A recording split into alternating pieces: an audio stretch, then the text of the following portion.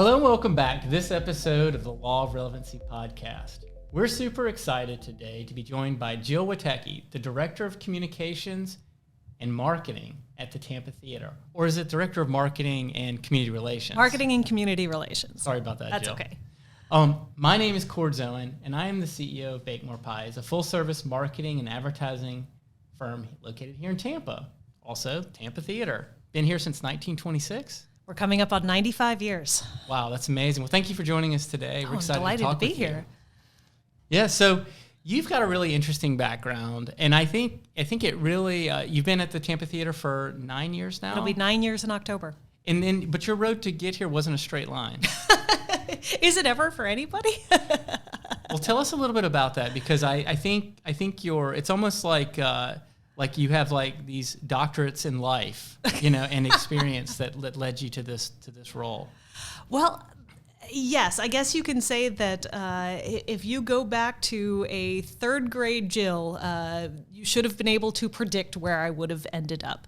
I have always been interested in writing and storytelling and performing and being in the school play and being in the choir and being up in front of people, being comfortable being up in front of people and kind of being the tour guide and being the ringleader.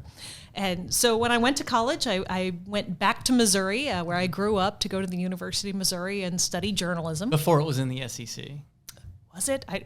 Okay, I will be honest. In the 4 years I was there, I went to one basketball game. I can tell you're telling the truth now.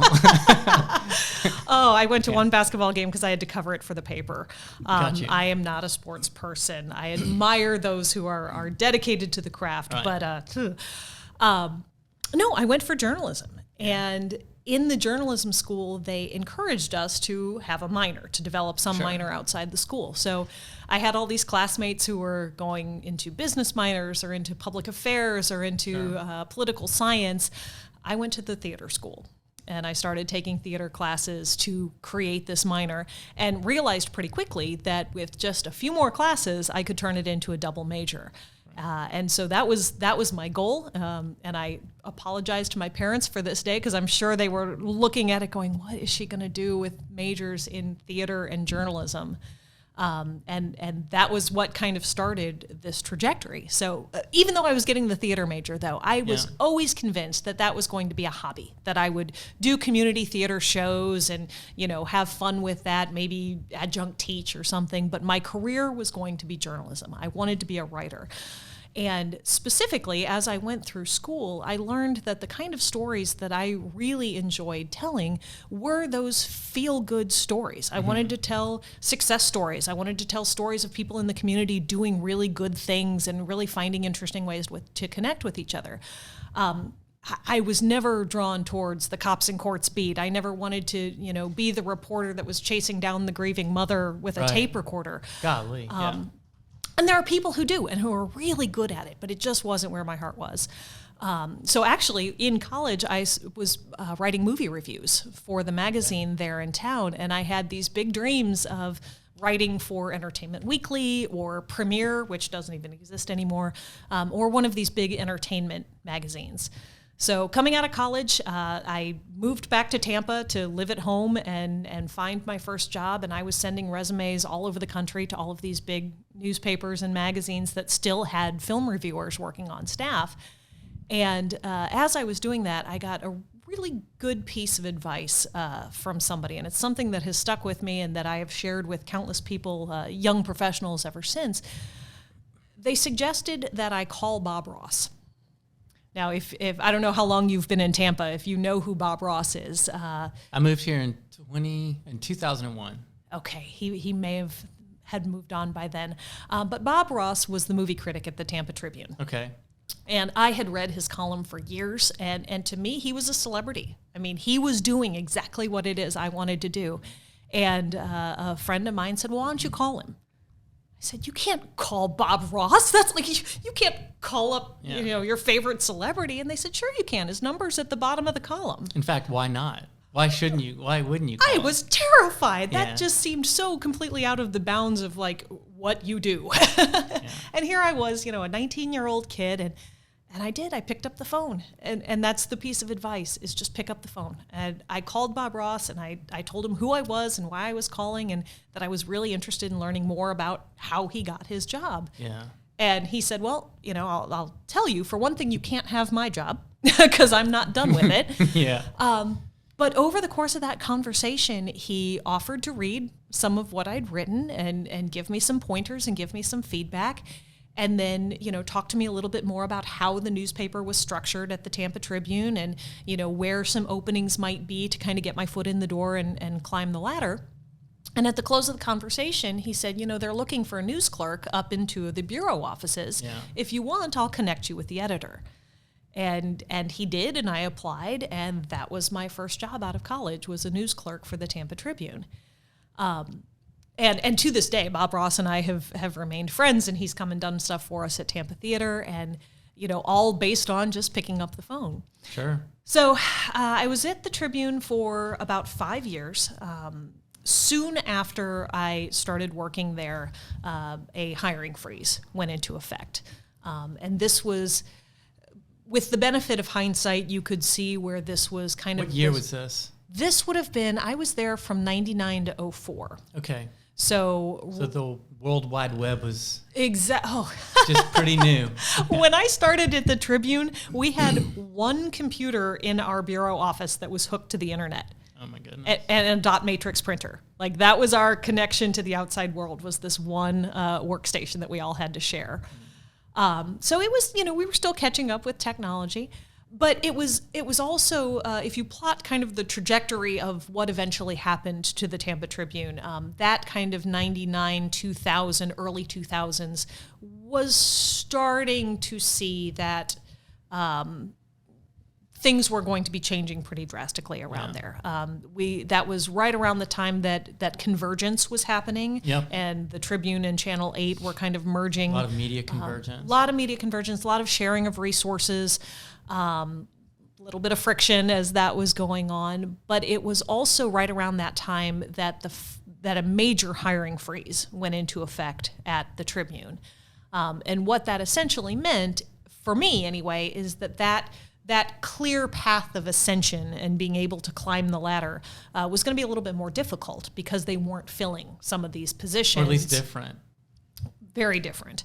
Because it sounds like a classic newspaper Clark Kent type of, ascension into the biz, Right, exactly. Like the way your story started. It reminds me of like every movie in the 80s. I had my bootstraps out and I was ready to lift myself up by them. But no, what ended up happening, it was actually a complete blessing in disguise, which would be the second point that I make when I'm talking to young people and young professionals, which is, if you see the opening, go for it. Yeah. Even if it's not going to pay you anything, even if it's not going to, on paper, maybe it's not that business decision that you should make. Because what I had the opportunity to do was start writing. They had a shortage of reporters and a hungry kid fresh out of journalism school that wanted to write. They had pages to fill. And so basically the unspoken deal that was struck was, hey, if you finish your clerk responsibilities, in a 40-hour week and you want to write some stories, go for it. And so that gave me the flexibility, because I wasn't covering a specific beat, because I didn't have any of the guardrails or ties that held me to any one particular topic. It allowed me to kind of float around the paper a little bit, and I got to write from Bay Life. I got to write for the sections. I had a couple of stories land on 1A. How did you pick your topics? Whatever sounded like fun. So it's very entrepreneurial of you. And having a darn good time doing it. It was the stories that I wanted to read. And it goes back to what we were talking about of finding those fun, feel-good community stories. Mm-hmm. Right about that time, community journalism was kind of seeing a resurgence. Sure. Outlets were starting to realize that, or it's cyclical, so they were realizing, in that cycle that all of the blood and guts and bad news wasn't necessarily what everybody wanted to see, and we needed to have a little bit more feel-good journalism in the paper and on TV. Right. And so, I was covering things like the kid that was trying to break the world record for building the biggest rubber band ball. And that landed on 1A, and that kid ended up on the David Letterman show because of that story. Excuse me. I got to do... We really needed stories like that back then. Right. Like that was right after 9/11. Exactly. It was normal, everyday, average people doing really fun, extraordinary things. I got to write a lot for the food section. Jeff Hauk was the editor of the food section then for Bay Life, and talk about somebody else you should get on this show. You need to get Jeff Hauk in here. But he was the editor, and I got to write for him a bunch of just really weird, fun food stories. What's the challenge with, sorry to interrupt you, but like, what is the challenge of telling feel-good stories? Like, because it seems like there's something that is like a challenge about it, like whether they're not as sensational or whatever. Like, what's this process? I mean, being someone who's in communications and community relations, what is the technique for really hitting hard with a feel-good story? Connecting with people, finding that personal connection and telling one person's story really, really well.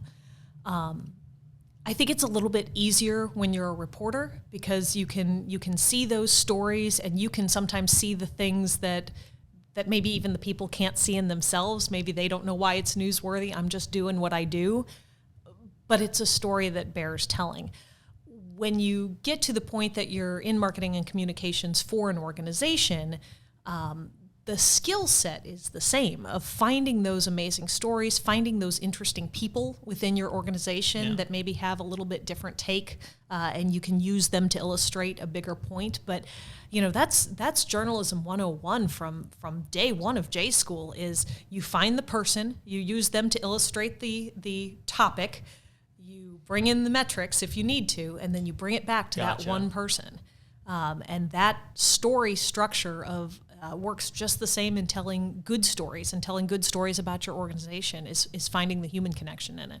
And so you were at the Tribune, you got all this experience writing stories, you were able to float around and do all of that, and then what happens next? So the writing was on the wall that this hiring freeze was going nowhere fast, that the industry as a whole was going perhaps not in the most positive direction for a young person looking to build a career. And at the same time, I had been covering some stories at Busch Gardens. Again, feel-good stories, baby orangutan is born, and new things happening at the park. And I had covered, in 2001, I had covered their new Halloween event. Gotcha. They were doing this new event called Hallow Scream. Yep, still a hit, but it was a baby back then. And so I went and covered the auditions and what it's like to audition to be a monster at Busch Gardens. And met some really interesting people through that experience, but also got to work with the PR director at the time, a gentleman named Gerard Hepner. And so in 2001, I did the story.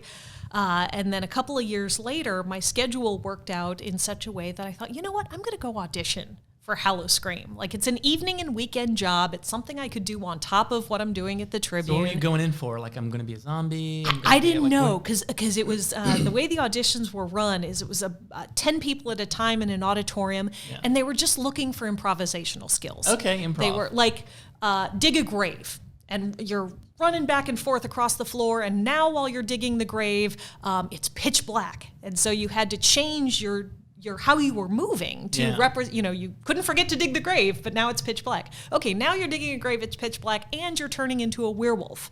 What does that look like? And so using the space, using your physicality, that's what they were looking for. And I ended up getting cast as a tree demon. Which meant that I got to sit up in a tree, and as people walked under my tree, I got to scare them. And the high point of my career as a tree demon was that the Bucks players came through, and I made Martin Gramatica fall down. I scared him, and he hit the ground, and I considered in his defense, he's not that big. Correct, and the tree wasn't that big either, but I scared him good. I was very proud of that.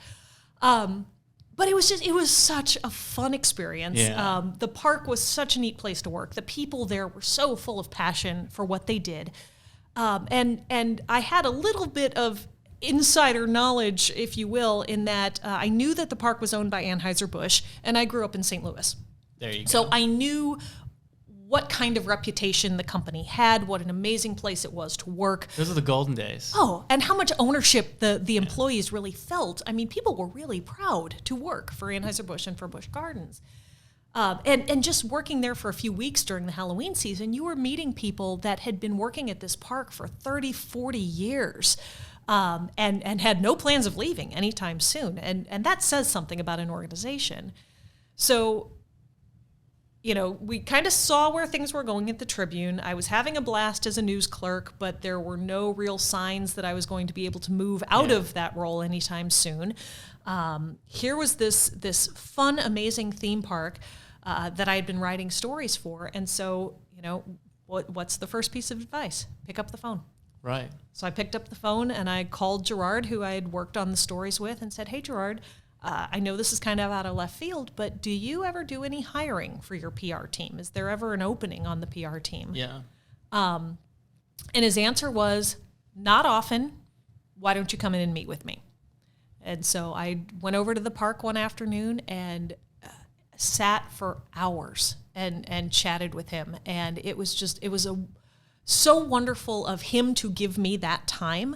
This was a busy guy running a 365-a-day theme park, and he gave me like 3 hours out of his afternoon. That's a huge investment. Absolutely. Right. And I did not take that lightly, and asked him a bunch of questions about the park and a bunch of questions about his team. And, throughout the conversation, he was giving me all kinds of information, but also kept saying, "We don't have an opening. There is not an opening right now." But his parting words, his parting bit of information to me was, "Keep in touch."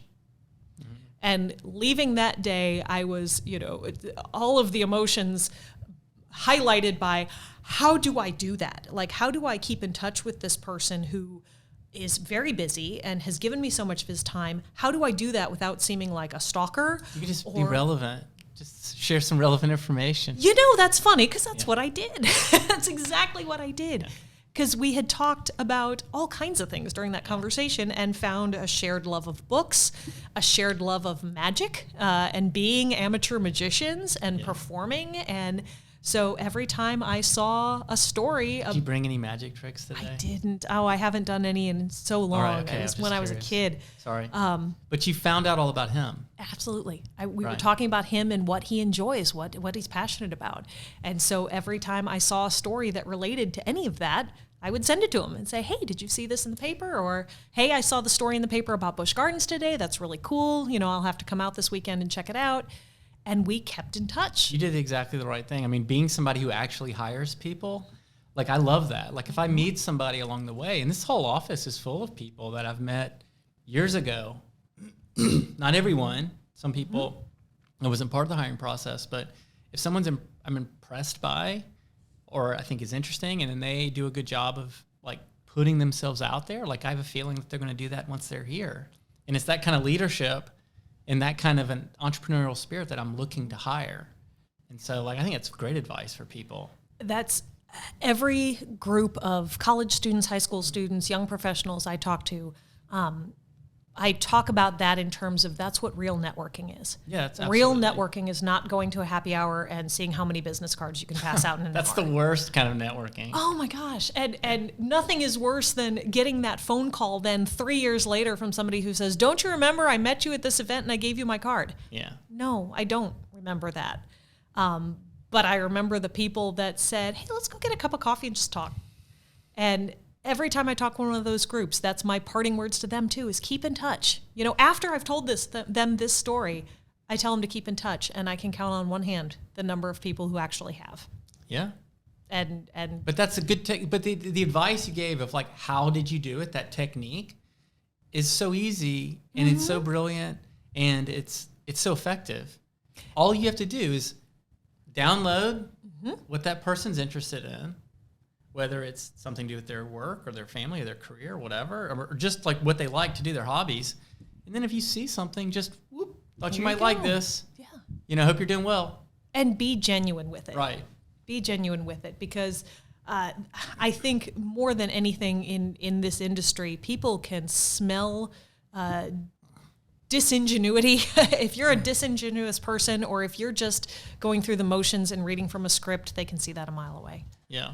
Well, let's talk a little bit more about that, because there was some things that happened. So you eventually got hired. I did. We kept in touch for several months. What I found out after the fact is, again, planets align when they're supposed to, that weeks before I had placed that phone call to him, they had somebody resign from the PR team. Gotcha. And there was an opening.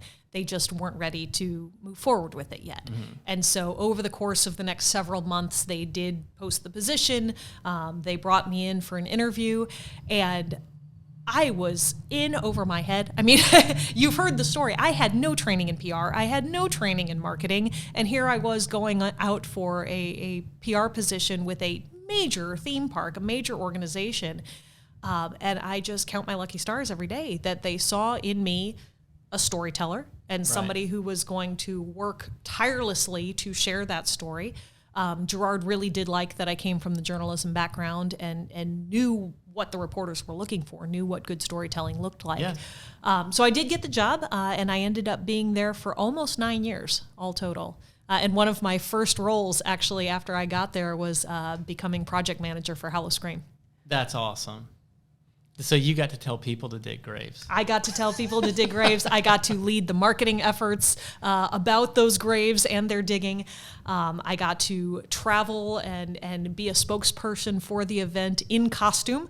Yeah. So Jill got to talk about the daytime stuff, and then Raven got to talk about Hallow Scream and all of the fun things to do there. So it was a blast. It was such a fun place to work. That's super cool. So, I mean, I guess that speaking of digging and everything, I mean, you planted that seed so well that it's still going, and it's a huge success. It's probably their biggest thing if they have every year. It's huge, and the people that were there from day one, they've all moved on from the park now, but they created something that was so special and so.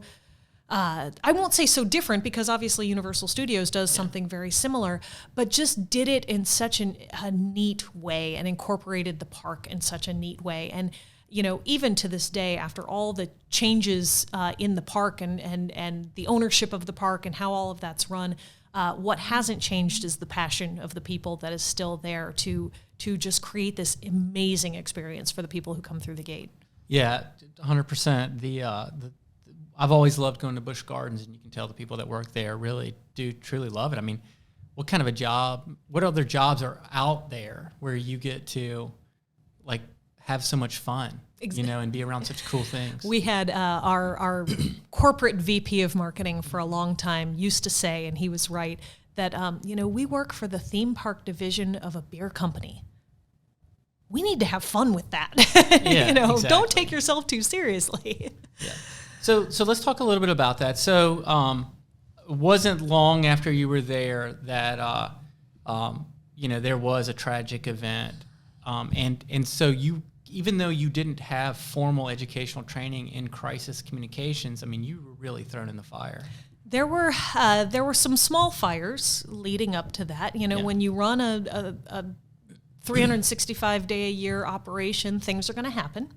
We had guests who had heart attacks and died on rides. There was a horrible incident where a lifeguard at Adventure Island was struck by lightning. Oh my gosh. There were incidents with animals that we had to take care of.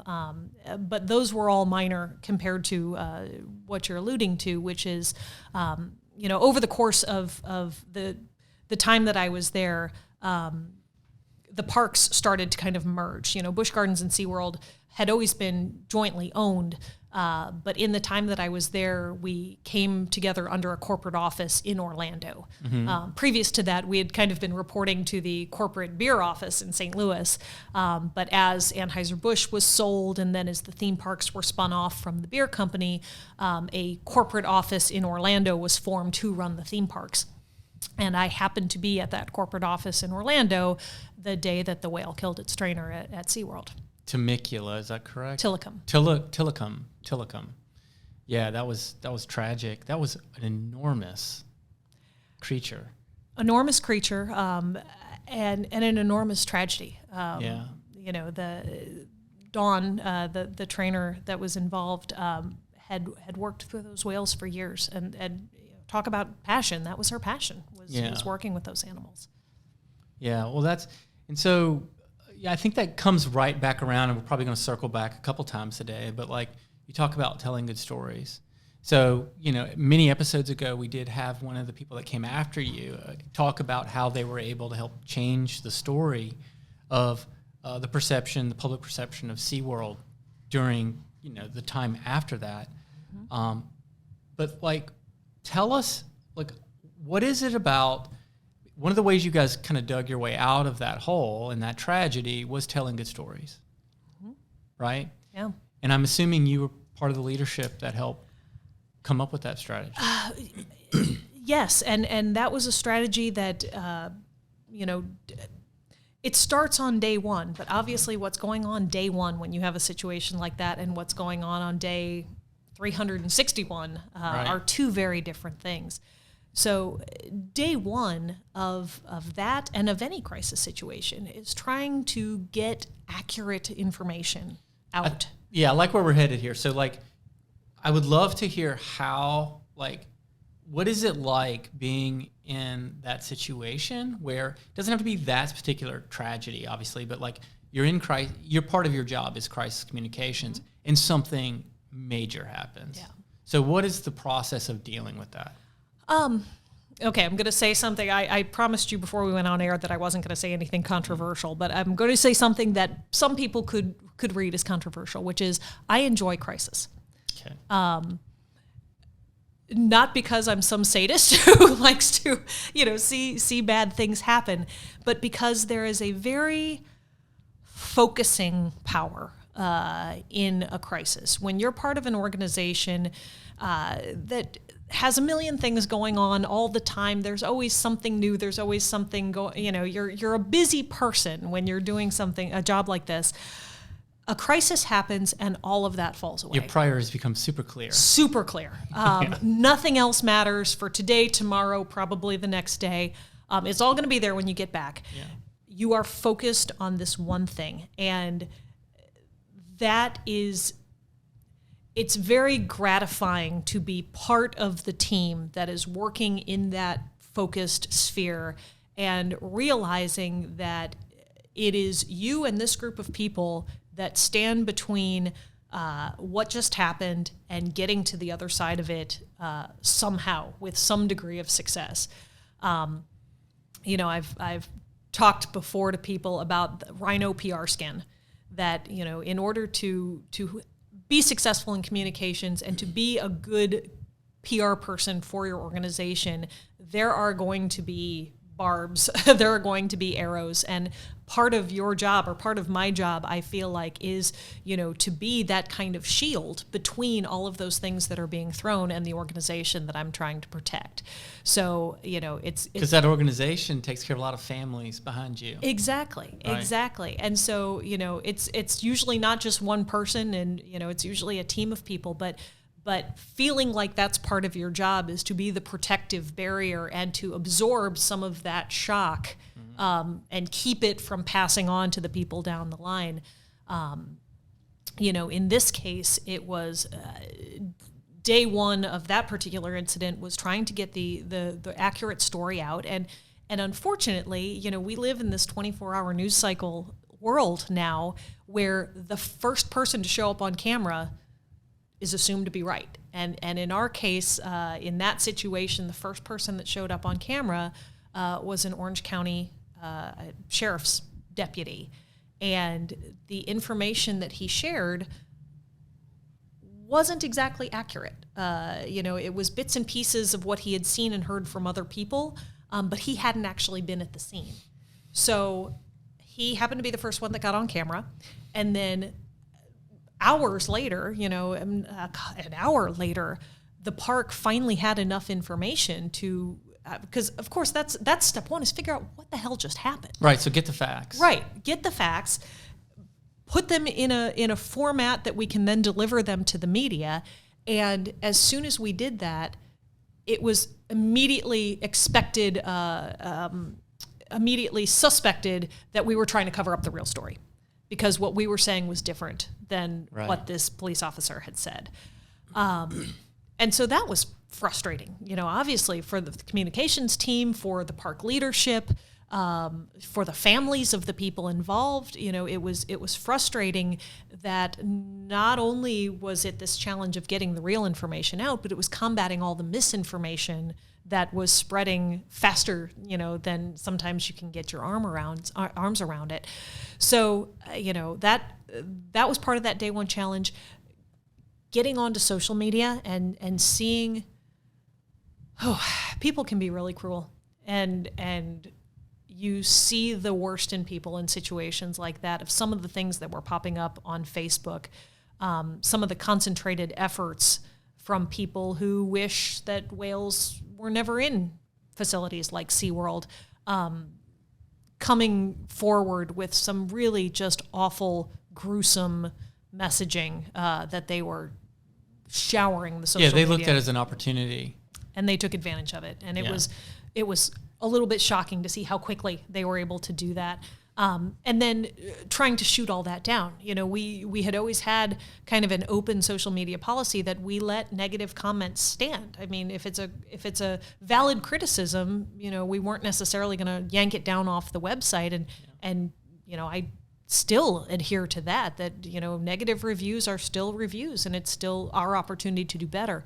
But this was not negative reviews. This was just it was all out. It was horrible. just attacks on Dawn, on her family, on anything they could think of. And so, there was a team of people that were dedicated to that and combing those sites and eventually just shutting all of it down. So you have get the facts, and then after you get the facts, it's you may encounter some friction or whatever. So how do you push through that friction and find that sort of stamina? Lots of coffee and no, there is an adrenaline to it that at least for those first couple of days, for me anyway, personally, you knew that the job wasn't done yet, and you didn't know when the job was going to be done. You just kept going. Right. And one of the moments I remember from that afternoon was we were preparing the organization CEO to go on TV and to talk about this. And, this was going to be the first public statement in front of the media from the park, and trying to decide where was the right place to do that. What was the appropriate background? All of that matters. All of that matters. Yeah, in theater, I think they call that mise en scène. Mise en scène. Yep. Yeah, mise en scène. And so we made the decision collectively that he was going to give that press conference in front of the whale tank, that you were going to be able to see the whales behind him. And so we were kind of doing mock interviews and throwing questions. He had his talking points and what he wanted to say, but then, the media was going to be there. And so this wasn't just a delivered statement. He was going to take questions. And so we were kind of helping prep for that and throwing questions at him. And I was bringing out every, awful question I could think of. And we got finished, and he kind of looked at me and said, "You're tough." And I said, "Well, I'm not as tough as they're going to be out there, though." And it was a good exercise to kind of go through. And you hope for the best, but you prepare for the worst. And in that case, the worst presented itself when we got out there in front of the press. But from day one, the story that we were telling of this amazing animal trainer, right, who had a deep connection with these animals, who loved her job, who did what she did day in and day out in trying to educate people, about these amazing whales. That never changed. I mean, it still hasn't. I mean, her legacy and all the education that went around the whales and everything else is still very strong. Exactly. And so that's the story. It goes back to what makes a good story. It's that personal connection. Yeah. And even though this was not anywhere near a good story or a positive story, the basics of making it about the person and about her legacy was those early days of talking about what happened and how it happened and why it happened and how we could ensure that it didn't happen again. Those were the facts that we were trying to get out. Yeah, and I mean, personally, I've been to the park before and after, and the show is different. Absolutely. You know, the education is still robust, and it's, you know, obviously the park grew a lot from that experience. It did. It put into motion a lot of things you're talking about of really bringing to the forefront. You know, we as an organization, Busch Gardens and SeaWorld as an organization, had always been very strong into conservation and research and protecting wild populations around the world, and you know, viewing what we did in the parks as education to make people fall in love with these animals that they may never see elsewhere, in order to educate them about here's what you can do to make sure that these animals are still in the wild for your children and your grandchildren's generation. Right. Because otherwise, this could be it. This population you weren't that just you're looking copying and pasting from a National Geographic magazine. Exactly. You guys were actually doing a lot of that research. Yeah. You know, and all those educational and helping fund a lot of those projects. And that hadn't necessarily been at the forefront of the communications to the degree that it has become in later years. You know, that incident started to be that turning point where the parks really leaned into that communication about all of the good work that they're doing. Let's talk about the good work and authentic stories. So what are the keys to telling stories and getting that good news out there in a way that's authentic? Well, you said it with the last word. It's being authentic. Yeah. It's finding, in general, like we don't talk about, like we can move on from SeaWorld, but as a marketing professional, communications expert, how do you tell those stories for everybody watching this in a way that they're going to be received, you know, with your journalism background and everything? Sure. Well, Marketing 101, tell people the story they want to hear in the language they want to hear it. And you know, that can take on a lot of different forms, and those forms have changed over the past 20 years that we've been doing this. It used to be that, you know, getting a print reporter on your side and getting a nice splashy, you know, front page story would you know, carry you for a couple of weeks, and it's not that simple anymore. There are so many more outlets out there. The role of the PR person, you know, it used to be very clearly defined, I feel like, that you had the organization, you had the PR person who talked to the journalist, and the journalist reported out to the people. Yeah. And that is all very flexible now that with all of the content creation that's going on. Everyone has a megaphone now. Exactly. Yeah. For better or for worse. Yeah. You know, I lived through that generation of finding, trying to figure out what to do with bloggers. Basically, you know, do we treat them as reporters? Do we treat them as fans? Like, what are they? And how do we, when we have a media day, do we invite them? Do we not? Do we have a special media day just for them? They didn't follow the same rules that reporters did in the way that they covered things. And so it was an education for us as far as dealing with them. And I think probably in some cases an education for them, responding to how we were acting and trying to kind of force them into a little bit more of a journalistic mold in some cases. But also realizing that no matter what the platform is, that relationship between us and the media, PR communications and the media is the same, which is building those relationships, making sure that they know and trust that you are going to give them as accurate and transparent of information as you possibly can. That you're going to, when there is a bad story, that you're going to count on them just like you count on them when there's a good story. You know, you can't, be it Busch Gardens or Tampa Theatre, you can't always ask them for the positive stories week after week after week, and then if something negative happens, all of a sudden there's no comment. That's not a two-way relationship. And so there's a trust that builds up there, you know, that you're trusting them to tell the stories with fairness and with accuracy, and they're trusting you to deliver that information to them with fairness and accuracy. Well, let's talk a little bit more about there, because I think there's one thing that kind of puts the stamp on your career. It's adjusting to change, right? Like things have changed a lot since you've been out there in your career, from journalism into PR into, you know, what you're doing now, community relations and all of that, and like. Those bloggers today, we call them influencers. Yeah. You know, and so at the theater, and my wife always like makes fun of me. So like I'm from the South. I don't know if you can tell from my accent, but we used to call it theater. And so like I'm pretty sure it's theater, but for a long time, and she got on me, she finally made me change it. So now I say theater. And I think that's the right way to pronounce it. Pecan, whatever. Which is right. Yeah, so a pecan? Okay. Pecan pie? But where I'm from, I think it's pecan, But anyhow, you, obviously, so let's fast forward several years. You're now in your 9th year at the Tampa Theatre, right? We've got this beautiful picture of the Tampa Theatre over my shoulder. That was another pick up the phone type moment. Yeah. So tell us about that one.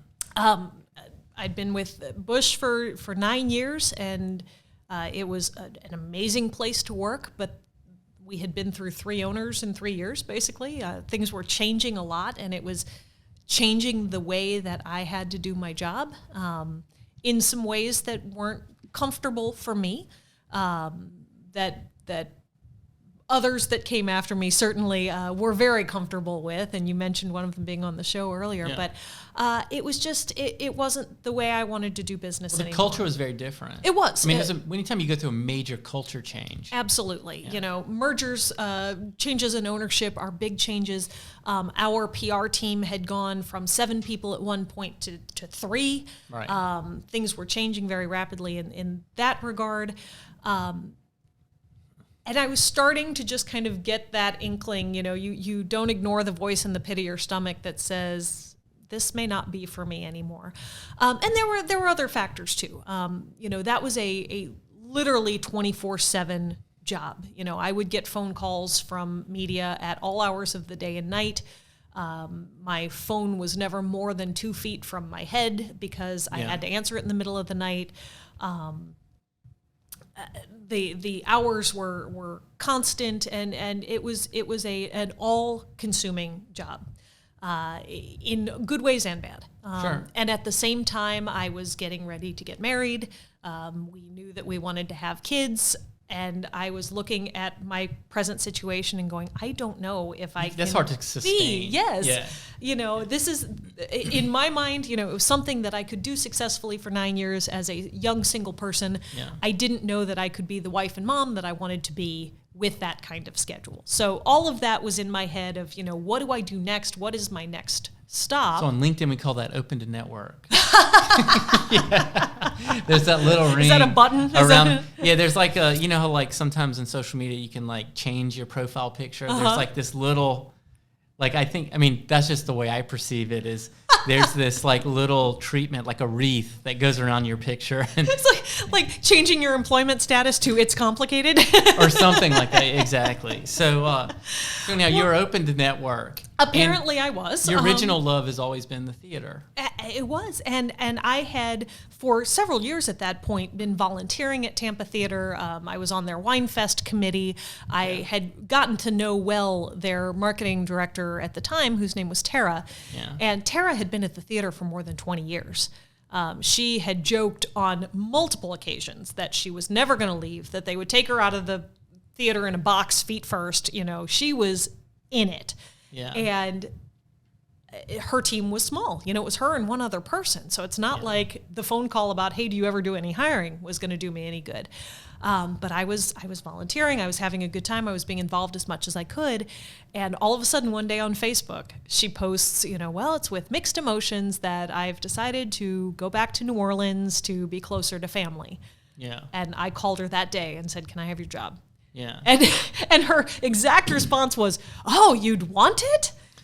And what she meant was that, the theater too had undergone changes in her 20 years there, and she now perceived her role, rightfully so, as being this kind of conglomeration that she was doing marketing, but she was also running the volunteer corps, and she was also doing the summer camp, and she was also doing all the curtain speeches, and because she was that kind of person, she wanted to have her hands in all of that. Yeah. But over the years, it had become an all-consuming, all-encompassing thing. And so she perceived that I was, stepping basically from a very big corporation to a very small organization, that it was going to be a pay cut, that, was I really sure that I knew what I was getting into? And I said, yeah, I think I do. So of course there were interviews and everything else, Right. but that theater background finally came around full circle. And that was definitely one of the things that the CEO at Tampa Theatre, John Bell, was looking for, was somebody with some theater background that kind of understood that lifestyle. Coming from a theme park, weird hours and 24/7 operation was nothing. I've always said that if I wanted a 9-to-5 Monday through Friday job, I would not have worked at a newspaper, a theme park, and a theater. Yeah. That's we don't work on regular business hours most of the time. Sure. So now that you're at the theater, tell us what's going on in the marketing department. What are your day-to-day challenges like? Obviously, there's this long pandemic. Right. So another new challenge and change. Ooh. Right. And so it seems like speaking of the news, like it seems like the news wants us to get back into this whole thing again, right? It wants us to come back around. So let's talk a little bit about, I love focusing on this post-pandemic, like what did we learn? Mm-hmm. Type of lessons. I really like talking to my guests about those types of things. So let's hear, so how has the theater been able to, speaking of community relations, be able to connect more with the community now? Sure. Having learned the lessons of the last year. Well, we were closed for a year, exactly a year. Our final show in 2020 was on March 11th, and then we shut down and started canceling shows, and our first show back was on March 11th the following year. So we were closed exactly a year, and the biggest challenge for us, I think, kind of, again, that day one, sitting around the conference table going, what are we going to do? Like, what does this even look like over the next... Because at that time, we had no idea. No one knew anything. This could have been a 2-week shutdown. Yeah. We were all hoping that's what it was going to be. But what do we do? And the biggest challenge for us, from a strategy standpoint, is that part of the storytelling, part of the strategy for Tampa Theatre has always been the experience. And you can go see a movie anywhere. You can go to any Cineplex. You can sit and watch a movie on your couch. You can stream a movie on your phone. You can go watch a bigger screen lots of places. People have bigger screens in their houses in some cases. But that's not what going to the movies is about. Going to the cinematic experience is a communal experience. And Tampa Theatre delivers that communal experience in a way that's very different than any place else in town, and certainly very different than your living room. The closest experience to it, I would say, is the Fox in Atlanta. Yeah. Like me personally having experience. And that's the generation that we came from. All of those major movie palaces around the country were all kind of 20s and 30s creations, and they all came from the same DNA. So, part of our marketing message always is, yes, here's the movie, and we want to make sure that our calendar gets out there, but layered over that is that Tampa Theatre experience. So all of a sudden, you can't come to the experience anymore. And our doors are closed, and you're not coming into this auditorium. So what? What do we do? Do we go mute for a while? Nobody thought that was a good idea. Right. How do we stay top of mind? We were very fortunate that almost immediately, within days after the shutdown, because that Friday the 13th was kind of like the national we had a huge day event. of shutdown. We had a huge event so every year we have in the last 2 years we haven't, but we had Pie Day. So here at Bake More Pies, we throw a big party for Pie Day. And we had 314 was not happening. Pie Day was all happening on the 10th, but then as soon as the 13th rolled around, we were like, "Sorry, everybody, we're canceling." We had 150 RSVPs, so we can't. So it was.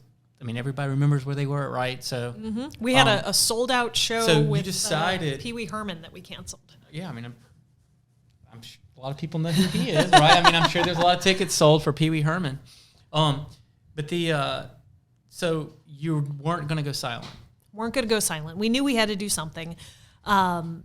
Within days, a lot of our film distributors started pivoting as quickly as they could too, and had all of this product that was supposed to be rolling out in the next couple of weeks and months.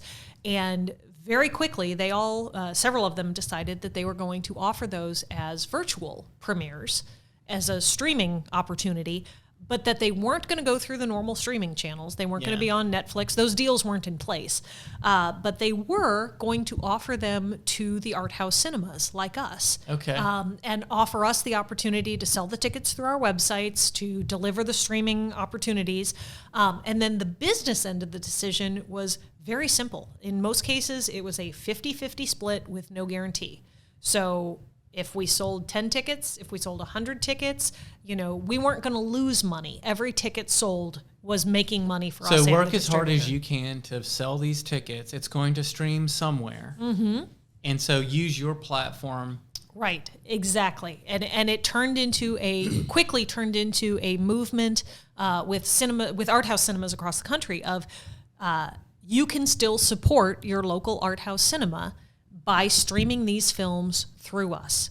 Yeah. So if you're going to sit down on your couch and watch a movie Friday night, please don't turn to Netflix. Please spend the $10, the $12, and stream something from our catalog. It's like Amazon Smile. Like if you're going to buy it on Amazon, just go to ahead Amazon, and do it this way. Yes, 2% goes over here, and it helps. And every little bit helps. Because you still have to air condition that building, or else the plaster starts falling apart. Exactly. So even though we were closed, and I don't know if you own it, but I'm assuming there's some kind of rent or something. The city owns the building, yeah. So it's not a rent situation, but just keeping the air conditioning running, keeping the building maintained. Right. We were spending tens of thousands of dollars a month, right, on making that happen. And so, we are very fortunate that we have a very fiscally responsible CEO and board who, and the last 2 years leading up to the pandemic were record-breaking years for us. So we had a little bit of a cushion. There's a lot of organizations out there that didn't, a lot of nonprofits that didn't, a lot of cinemas that didn't. But we were fortunate in that regard. Here comes this virtual cinema thing. We jumped on it with both feet. Tell us about that, because I'm sure. That was those streaming movies through our distributors. How did you promote it? The same way we promote a lot of what we do, which is social media. We have a weekly e-newsletter with 40-some-odd thousand subscribers. Is that still happening? Mm-hmm. Mm-hmm. And we kept it going throughout the pandemic. So even if we weren't seeing a lot of ticket sales on those streaming movies, and we weren't, I mean, they were like single-digit ticket sales for most of these titles, because we were opening new titles every week, it gave us something new to talk about every week. Yeah. So that e-newsletter kept happening. We were incredibly blessed with a lot of our sponsors that basically, when the series that they were sponsoring didn't happen, they said, you know what, go ahead and keep the sponsorship intact, and we're going to sponsor the virtual cinema instead. We're going to sponsor a virtual event instead. Right. They're supporting you as an institution. Exactly. And the community, I mean, when I mentioned it opening night, reopening night during our curtain speech, it was an emotional thing, and I'm not going to cry on your podcast. But we talk a lot about being a community-supported organization, and that's one of those talking points that it's easy to just throw in all the time. Oh, yeah, Tampa Theatre, community-supported. When your doors are closed for a year, and coming out of that, you still have a job, and you still have a theater, and you still have an opportunity to reopen, you know what community-supported means. Yeah. And that is hammered home in stark Are there any reality. shout-outs? Anybody you would like to specifically thank? Every single person who bought one of those virtual cinema tickets, every single person, every single sponsor who stuck by us, every single person who bought, Beer Fest. We couldn't have Beer Fest that summer. So I know, right? Tragedy. It is. So we started looking at ways, how do we do a virtual beer fest? Is that even a thing? Can you do a virtual beer tasting? Yeah. We packaged up a 12-pack of beers. We worked with our chairs who have worked with the event for years to curate a tasting box of 12 beers. Yeah. We sold them curbside. You ordered them online, picked them up at the curb. We'd put it in the back of your car. And then we did an evening of streaming entertainment that you could watch while you were drinking your beer. That's cool. So every single person who bought that, we figured out how to live stream a silent movie.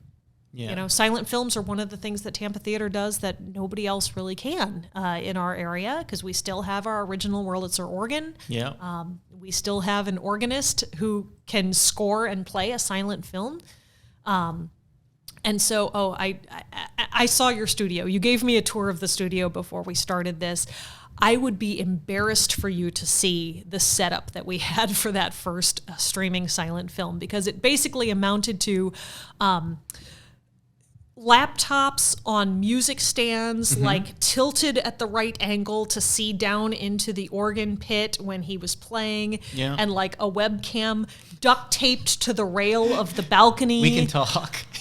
Oh, it was basic, let's say it that way, because all of a sudden, all of us, the two people on the marketing team at Tampa Theatre, all of a sudden we're live TV producers. Yeah, and you got to figure it out. Neither of us had that experience, but we had a couple of people we could call and say, how do you do this? Like, how do you... I had done a TV interview over at the Morning Blend on ABC, and they had this amazing platform they were using called StreamYard. Yeah. And so as soon as we were done, I called the producer and said, what is that? And it's probably way too expensive. And she said, oh, no, it's web-based, and it's like $25 right on time. a month. Whoever made that, that was my gosh. right on time. We've used it for everything. Yeah. But it was... The pandemic gave us, our little tiny team, a resource. It took away a lot of resources, don't get me wrong, but it gave us a resource that we never usually have, which is time to be creative. Yeah. So, figure out what crazy idea you want to try next to get in front of the media, get a few more hits on the website, get a few more Facebook likes, and try it. We had that flexibility. And I think in general, what the country saw, what the world saw, is just that, of the opportunity to strip down a little bit, to shed some layers of corporate formality, and you can do good work in your living room and broadcast it out and bring a community of people together who all want to see that. And that's exactly what we were doing at the theater, was how can we keep, we typically are not content producers. We are content exhibitors. Right. But all of a sudden, we had to be content producers also, and come up with some crazy ideas, steal some crazy ideas from friendly theaters around the country, sure. And just keep finding new ways to engage with our fans and friends that didn't involve coming in our building. So where are you at today? Like, what's your programming today look like? It is getting back to the level that it once was. Pre-pandemic, we open our doors about 700 times a year. Most of that is film. The vast majority is film. The vast majority of the film screenings are new, first-run films, foreign films, small, independently produced, independently distributed films, working with small distributors. We actually had one of our team members, Bobby Marinelli, was able to premiere his Deathcast right before. I didn't know he worked for you. We're actually looking at Deathcast for our Halloween series. Oh, that's awesome. Year. Well, yeah, no, he's here. He might actually be downstairs you might right have now. To say hello on the way. I know out. exactly. Sorry, Siri. Yeah, Bobby's Siri keeps trying to talk to me. See, this is why I keep a paper calendar, because it doesn't Never try argues. to talk to me while I'm on air. Yeah. I'm going to let your battery run out later. So anyhow, Bobby works here. Oh, awesome. Absolutely. Yeah, he's worked here. He worked here for about a month when he premiered that. Yeah, he was here for about a month when that all started. So yeah, exactly. We were able to do some more with local filmmakers than we've been able to do in the past. But anyway, so most of it is film. You mentioned before we started taping about our classic movies. Yeah. And we have that kind of reputation of being the old theater that shows old movies. And we do it well. But it's a kind of a small part, actually, of what we do. Live shows, of course, Sure. We weren't built for live theater, and that's, again, a small part of what we do, but we were finding a lot of success in 2018 and 19 and early 2020 with stand-up comedy, with authors, with kind of spoken word I've seen podcasts. stand-up comic there. Yeah, it was awesome. It's a great venue for it. Great venue for it. Singer-songwriter, small bands, stuff, things that'll fit on our little stage. That sounds great, actually. It's See, a like good an room acoustic for it. show or something. And from a marketing aspect, one of the questions that you sent over, that I had been thinking on was how does the marketing strategy change for those different types of audiences? And, the concert audience is completely different than the film audience, and the way to talk to them is different. But we're starting to see that come back. Through the pandemic, obviously the actual pandemic itself caused a lot of shifts in the film industry and how films are distributed. All of a sudden there's no cinematic window anymore, theatrical window. You're seeing things that are streaming the same day they're released. Yeah, like what you said, what you guys did, there's that model. There's the case study of what happened with Trolls 2, where it was like one of the most successful releases of all time because it was just a direct stream. Disney Plus is now streaming premieres right from their platform. It's been really interesting. It makes you wonder, like, what's happening next for Hollywood, because absolutely. And it's massively changing. And not only did that all happen, but kind of in the background, there was a set of consent decrees, a case law, from 1948 that broke up the studio system in 1948 as it stood. It was basically the Supreme Court case against Paramount, which was the parent company that built Tampa Theatre and movie palaces all over the country, that the studios couldn't own the theaters anymore. And so starting in late 1948 and beyond, that's when the studio system changed, when theaters like us became independent. That's when you saw a lot of movie palaces torn down in the 50s because they couldn't exist as an independent entity. Which is a whole nother story for a whole nother day. But those consent decrees were reversed during the pandemic. Are they still reversed? Yes, the administration that was in power at the time, in an effort to deregulate a lot of industries, which we saw that all over the place, nullified the consent decrees. So even if there hadn't been a pandemic, there was this kind of seismic shift in how the film industry and works, and the relationship between distributors and cinemas and who owns what. What about that's all changing as well? What about royalties and streaming and all of that? Is all of that still the same, or are there any changes in those types of things? Like, could you potentially stream your holiday series, the thing that our family loves to see? Like, do you have the ability to do that? Not without a lot of permissions that aren't automatically in place. If a distributor chooses to stream the movie and makes us the portal for that, like they did for all of these virtual cinema screenings during the pandemic, that's one thing. The closest we got to that was during our virtual Halloween series last year. We wanted the opportunity to stream the Blair Witch Project. Yeah. Specifically because the director, who is a friend of the theater, was willing to do kind of a live director commentary for us as we were streaming this film. Yeah. We had to work through Lionsgate, who is the distributor for that, and there was just no precedent for that kind of thing.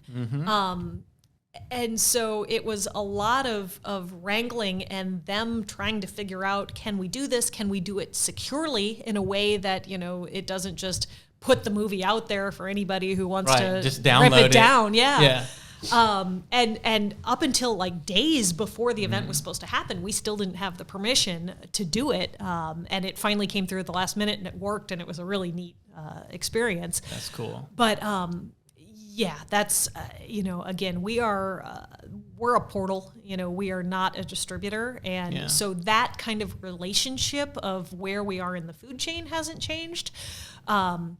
But further up the pipeline, there's a lot of changes coming that and starting to happen that are going to impact cinemas. Yeah. And unfortunately, it's probably going to impact the big cinemas a lot more than it does the small independents, because we are flexible. We can react to change more quickly. Community supported. I mean, the staying power that you have, like, you guys can. I mean, even if you're not majority supported by reruns, you could be. We could be. You could be. Like, you have that option because there's nostalgia and this full experience of seeing something there, or magic, you know? Exactly. The programming mix of first-run films, classic films, live shows, and special events. I'm not going to see a live show at the AMC. Exactly. And we can continue to finesse that model however we need to maximize we are one of the most utilized movie palaces in the country because we have that product How many movie palaces are there left? Oh, I wouldn't know a number. Not as many as there should be. Dozens? Dozens. Okay. You know, the movie palace is a distinct type of architecture. You know, these are the movie theaters that were built when studio money was building the theaters and when they were in competition. Because they're elaborate. Oh, absolutely. You mentioned the Fox in Atlanta. I mean, they didn't build that because you need a room that fancy to watch a movie in. It was Fox showing off, just like Paramount was showing off with the Tampa Theatre. And, you know, all of the studios were trying... the head of MGM Studios at the time was famously quoted as saying that we don't sell tickets to movies, we sell tickets to movie palaces. And that was the mentality back in those days. Yeah, and so, I mean, you guys have been recognized many times for just the beauty of the theater. If you haven't been to the Tampa Theatre, I mean, you absolutely have. What the heck are you waiting for? Yeah, you absolutely have. I mean, this is like an institution. It's part of our culture. It's like you have to go to the Dali Museum. You have to go to the Tampa Theatre. You know, there's like a number of... to Columbia. You have to go to the Columbia. There are certain things you have to do if you're visiting or from here. You just have to do it. It's part of being from here. You better know about it, you know? You know, I still meet people on a near daily basis that say, you know, oh, Tampa Theatre, yeah, you know, I've lived here my whole life and I've never been there. And that is just a knife in the heart. But it has really shifted from a marketing perspective. Yeah. How I go about my job, how I view my role in promoting Tampa Theatre. You know, with Busch Gardens, it was a wide net. We had a huge budget. We worked with agencies literally around the globe. I mean, we were trying to draw visitors from the entire world. Tampa Theatre, we would love to have visitors from around the world, but we know that our core audience is our community. We are a community movie palace. And we also realize the reality that if there's a movie you want to see, you might drive past, if you have kind of a cruddy Cineplex near you, you're going to drive past the cruddy Cineplex to get to us to see it. But you're not going to drive past 4 different movie theaters that have the same movie just to come fight for parking in downtown Tampa. We know that we're drawing from a relatively small radius. And so if I have to drag people in there one at a time, I'm going to do it. And that's why in our organization, the tours program falls under marketing. That is my opportunity to talk to people 50 at a time and say, here are the reasons you should love us. And here's all the reasons we're going to give you to come back and see a show here. And is that going now again? Very close to it. We actually started private tours back up in October of 2020. Okay. So if a group, if your family or if your civic group that all are already sharing air wanted to come in and do a tour, we could do that. We're hoping to bring the public tours back in September. That's great. Well, so what's next? So in closing, where are we headed next? Where are we headed next? Well, we are going to watch live shows come back. We have several on the books. We have several more that are trying to get on the books. We're going to keep our eye on the variants and keep trying to do the best we can to be responsible in realizing that our whole business model is inviting people to sit in close proximity in a closed room. And that's not always the best idea these days. We're going to keep finding ways to elevate the films that we show beyond just a film. And for us, that means throwing a block party to celebrate the opening of Summer of Soul a couple of weeks ago, or putting a panel together on the opening night of Roadrunner, which is the Anthony Bourdain documentary that we're showing right now. Saw that on your website. It's continuing to try to navigate the weird, wild world of film programming and bringing the films in that maybe aren't showing everywhere else. Maybe you'll find some bridge to virtual somehow.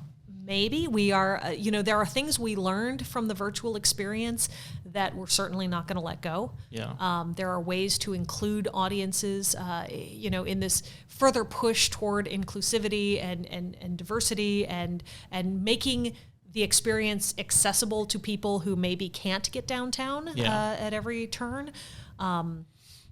Our virtual tours have really taken off. I've been giving tours in other states from the comfort of my desk. That's nice. And there's things about that that I sincerely hope don't go away.